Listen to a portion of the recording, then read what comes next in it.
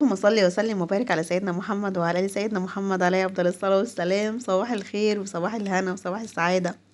وحشتوني قوي بجد، بس العيا اللي انا كنت فيه والحمد لله يعني ما زلت فيه يعني كان مبهدلني. المهم الحمد لله رب العالمين. لسه كده هشوف بقى ايه اقدر اقوم كده واظبط الشقه واشوف الدنيا.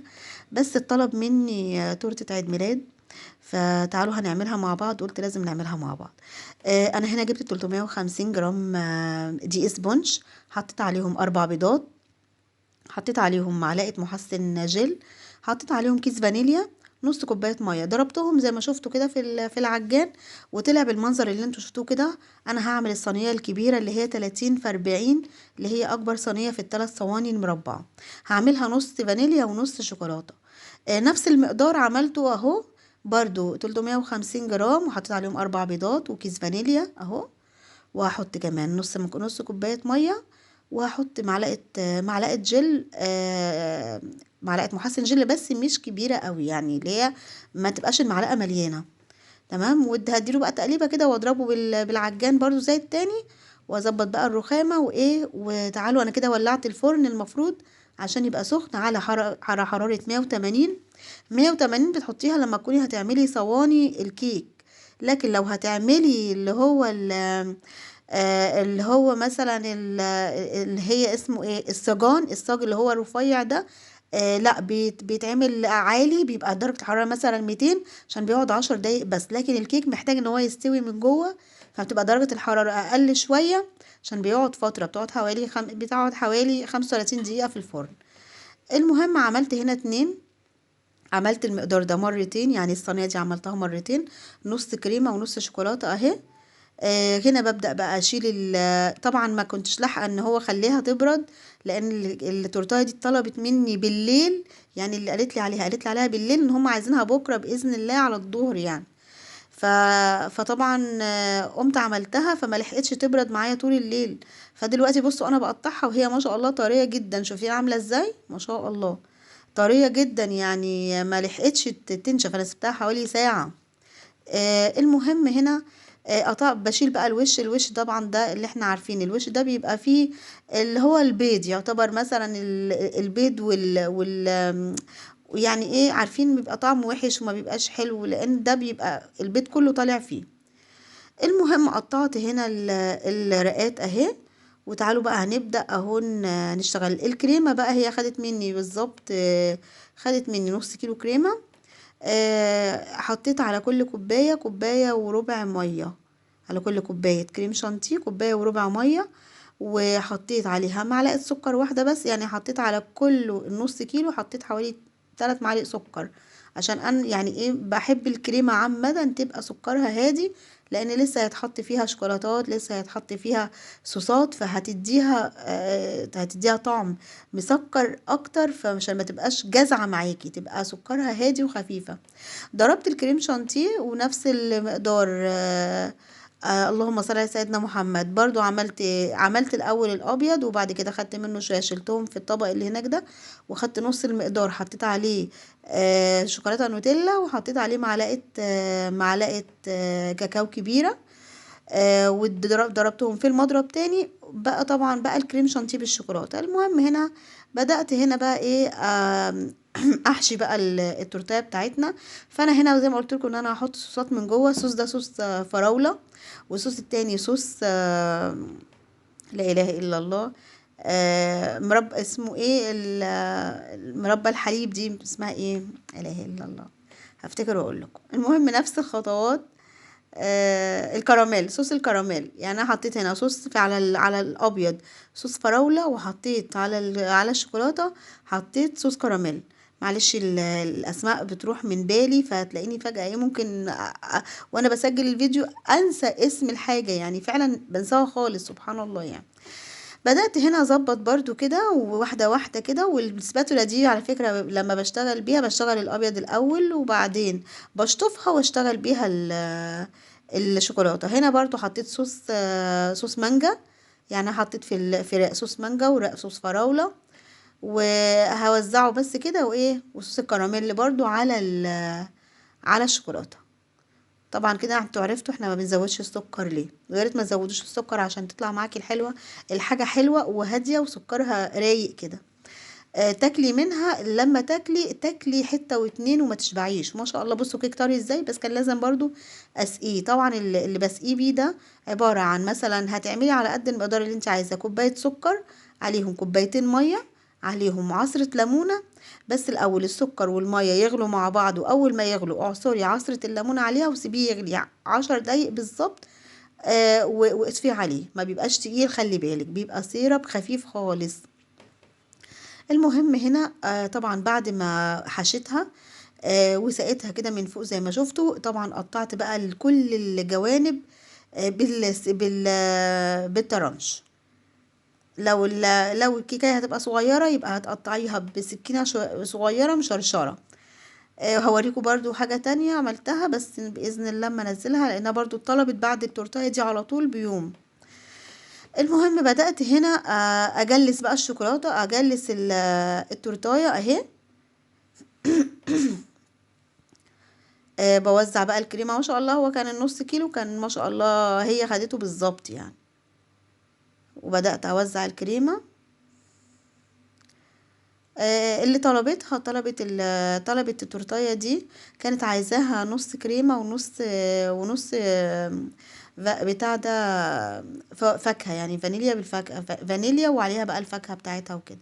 فهنشوف يعني كده، هي نعملها باذن الله تطلع بسيطه قوي وجميله، وعجبتهم جدا ما شاء الله. وكان طعمها يعني، هي كلمتني قالت لي حلوه ما شاء الله جدا. انا اول مره اكل من تورته كده، واحس ان انا اكلت وخلصت ما شاء الله القطعه كلها.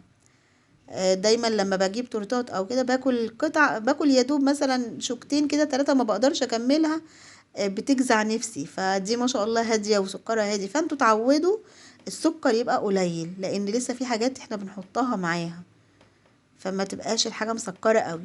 جلست هنا التورتايه اهي واحده واحده كده، وبظبطي بصوا المكان اللي ناقص، او المكان اللي ناقص فيه كريمه، زودي كريمه كده وظبطي واحده واحده وبالراحه، يعني عارفه اللي هو ما تستعجليش. بصوا جلستها اهي، حطيتها بقى هنا في الفريزر. قبل ما احطها في الفريزر هعملها بال بالسكرابر اللي هو المشرشر ده، وهحطها بقى في التلاجة. انا هحطها على طول فين بقى؟ في الفريزر مش في التلاجة، عشان انا محتاجاها على طول. حطيتها في الفريزر عشان تلحق تجمد. وهنا جبت الشوكولاته دي ووزنت هنا، دول عاملين 300 جرام شوكولاته. وهبدأ هنا اقطعهم كده، او يعني زي هبشرهم عشان يبقوا سهلين في الذوبان على طول. وهنا هجيب انا بشتغل في الكنكه دي على طول لما بكون مثلا هسيح شوكولاته او كده. اهي انا بشرتها، هحطها بقى كده في الكنكه وايه. وتعالوا انا حاطين هنا كام جرام شوكولاته؟ 300 جرام شوكولاته. هنحط عليهم 150 جرام لبن سخن اهو. ولو انتي بتقلبي في اللبن ولقيتيه برد معاكي، حطيه شويه على النار وكده بسيط خالص، وقومي رافعاه وانتي على النار اقعدي قلبي فيه عشان ما الشوكولاته ما تكلكعش معاكي. خلصت هنا انا الجناش اللي انا عملته ده. طبعا مش محتاجه احط عليه اي حاجه لاني عاملاه بحليب، فمش محتاجه احط عليه مثلا كريم شانتيه ولا اي حاجه خالص يعني. سيحت برضو شوكولاته هنا بالحليب. وهنا هشتغل هعمل بيها بقى الايه، الاطار بتاع التورتايه. هو المفروض ان انا كنت قصيت الفاكيوم ده، بس انا فعلا ما انتبهش ان انا اقصه، ودي كانت غلطه مني لانه ضايقني في ان انا اشيله. فكان لازم اقصه على قد التورتايه ما هعملها، بس انا نسيت اقصه اساسا يعني. المهم بدأت هنا ايه، رايح جاي كده بالشوكولاته. الشوكولاته ما بحطش عليها اي حاجه خالص. لما تيجي تسيحي الشوكولاته عشان خاطر هتحطيها مثلا قطع شوكولاته، ما تحطيش عليها حاجه خالص، عشان مش هيطلع معاكي الشكل اللي انت عاوزاه، تبقى سايحه. المهم بدأت هنا بصي رايح جاي كده، رايح جاي على ورقه الفاكيوم اهي. وخلصتها. تعالوا بقى نشيلها كده، بس هركنها ايه فوق كده واشيل بقيه الشوكولاته دي الاول. وخلي بالك مادام الرخامه بتاعتك نظيفه، او الاستانلس اللي بتشتغلي عليه نظيف، هتشيلي الشوكولاته دي ترجعيها تاني وتسيحيها تاني وتشتغلي بيها. انا عملت كده.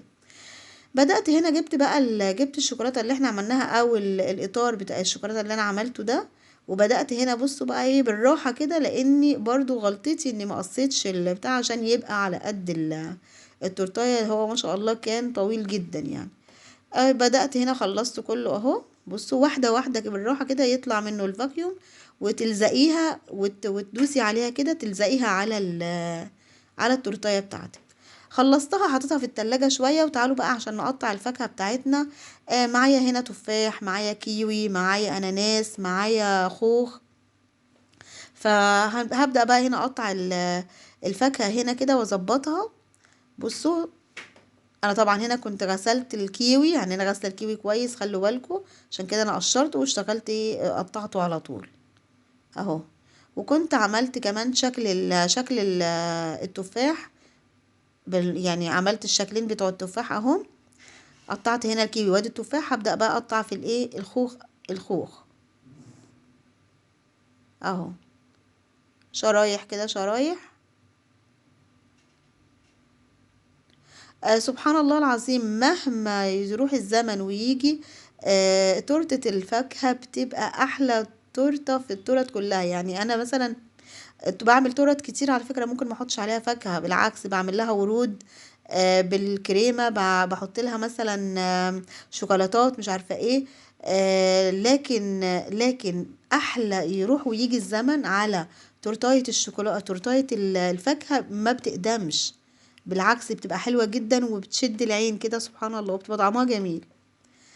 بدأت هنا اقطع انا برضو ايه، قطعت التفاح ده، قلت هشوف كده برضو انا هحتاج ايه، يعني انا بقطع واشوف انا هحتاج ايه اهو. خلاص هنا انا كده قطعت الفاكهة بتاعتنا، وكنت حاطة الجناش بقى في التلاجة عشان يجمد، وهتتجمد كمان شوية كتير يعني. يعني بصوا بس حلو، يعني انا عايزة الطبقة تبقى تخينة شوية، مش عايزة الطبقة تبقى رفيعة. كنت عايزة اشتغل من غير الدوارة دي، الضيق بتاع الدوارة دي. فما عرفتش الصراحة، ما اكدبش عليكم. فبدأت هنا اوزع الجناش اهو، يعني حطيت وبدأت اوزعه، بس خلوا بالكم هنا الجناش تقيل، واللهم صل على سيدنا محمد. وهتلاقي السمكة بتاعه هتلاقيه سميك، يعني مش هتلاقيه الطبقة رفيعة، لأ طبقة حلوة ما شاء الله اهو. خلصت الجناش الاول عشان مش هينفع اشتغل في الفاكهة قبل الجناش. وبدأت هنا التزيين ده بقى حاجة على حسب ذوقك انت، يعني انت اللي بتفنني، وانت بتزيني التورتيه بتاعتك، بتشوفي هتحطي ايه وتعملي ايه، بيرجع لذوقك انت الشخصي. فانا هنا قلت ايه، هعمل الاطار كده داير داير كده من الخوخ. وبعدين اللهم صل على سيدنا محمد، هنا احط ازود بس كمان خوخ تاني اهو. وهبدأ هنا ايه خلاص كده ابدأ بقى بالكيوي. بحب قوي الكيوي قوي في التورت، بيبقى حلو قوي وبيدي طعم حلو قوي. المزازة بتاعته مع السكر بتاع التورتايه بيدي طعم لا جامد بصراحة. لما بلاقيش كيوي ببقى زعلانة قوي، لما بيكون مطلوب مني تورتايه ونفسي بقى احط لها كيوي ومش ببقى لاقيه كيوي، فببقى زعلانة قوي يعني. بدأت هنا ارص الكيوي زي ما انتم شايفين اهو برضو. وهبدأ هنا ارص ايه بقى الاناناس اهو. بصي يعني الرص ده على حسب انتي بتحبي ايه وانتي ذوقك ماشي ازاي، فانا هحاول اعمل على قد ذوقي يعني برضو. وانتي بقى ايه خدي الفكرة وانتي غيري فيها. هنا كنت قطعت التفاح بالمنظر ده، وبعدين كنت هحطها هناك كده واحط واحدة برضو الناحية التانية، بس لقيتها لا، قلت لا مش هتبقى قوي. ف... فحطيتها بالمنظر اللي انتوا شايفينه ده. وكمان بصوا انا هنا عملت كمان شكل الكيوي، وحطيت واحدة هنا وواحدة هنا كمان. خلوا بالكم ان انا كمان شوية كده حسيت ان الفاكهة لا في حاجة ناقصة، فقمت رحت مقطعة كمان تفاح تاني. ورحت مزودها، هوريهولكوا دلوقتي اللي انا زودته. طبعا ده هنا جل التلميع، لازم تلمعي بيه الفاكهه بتاعتك، عشان الفاكهه دي لو قعدت يومين في التلاجة 3 في التلاجة تفضل على لونها ما يسودش ولا يغير ولا اي حاجه. قولوا لي ايه رايكم في التورتايه، ويا رب يكون الفيديو حلو وخفيف ومفيد. واللهم صل على سيدنا محمد. ولو شفتي الفيديو وعجبتك القناه، اعملي اشتراك فيها وفعلي زر الجرس، وما تنسيش اللايك عشان ترفعي معايا الفيديو. طبعا الشوكولاتات اللي انا بحطها دي دي كانت انا مسيحاها برضو، الشوكولاته بالحليب مسيحاها، وحطيتها في القوالب بتاعتها اللي هي مثلا شباك، قلوب، مش عارفه ايه القوالب اللي بشتغل فيها. ودي معالق برضو شوكولاته عجباني قوي، بقى شكلها حلو قوي. بدأت هنا اوزع برضو شوكولاتات عليها وبعجينة السكر. كتبت هابي بريزي داي. وكنت هنا حاطه قلبين المفروض اهم شايفينهم. انا هشيل قلب واحد، هشيل قلب واخلي قلب واحد بس. وازود الفراء التفاح زي ما انتوا شفتوا. بصوا انا زودته اهو. وشلت قلب خليت قلب واحد بس. واديتها رشه بسيطه كده كريسبي ابيض، يعني ايه عشان يبقى ايه يدي بس منظر.